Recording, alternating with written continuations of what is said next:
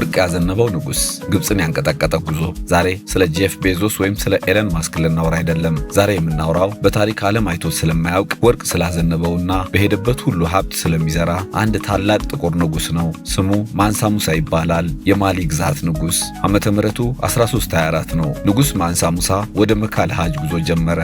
ነገር ግን ይህ ጉዞ ተራ ጉዞ አልነበረም። ከንጉሱ ጋር 60,000 ሰዎች አብረው ተጓዙ። የታጠቁ ወታደሮች፣ አገልጋዮችና ወርቅ የተጫኑ 80 ግመሎች። እያንዳንዱ ግመል እስከ 130 ኪሎ ግራም ንጹህ ወርቅ ተሸክሟል። ጉዞ በግብጽ ካይሮ በኩል ነበር። ንጉሱ በከተማው ሲያልፍ ያደረገው ነገር ግን ዓለምን አስገረመ።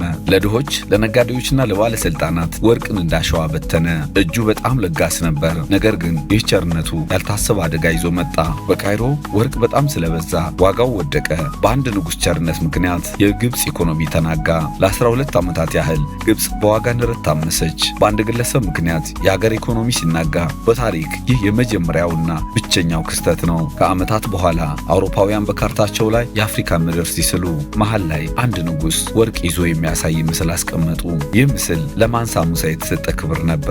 ዛሬም ድረስ በታሪክ የምንጊዜም ባለጸጋ ተብሎ ሲጠቀስ ስሙ ቀዳሚ ነው። ለመሆኑ የዛሬው ዘመን ቢሊዮነሮች እንደ ማንሳ ሙሳ ለጋስ ቢሆኑ ምን ሊፈጠር ይችላል? ሐሳባችሁን በኮሜንት አጋሩኝ። ታሪኩን ከወደዳችሁት ላይክና ሰብስክራይብ ማድረጋችሁን አትርሱ። በሚቀጥለው በሌላ አስገራሚ ታሪክ እስክንገናኝ ሰላም ቆዩ።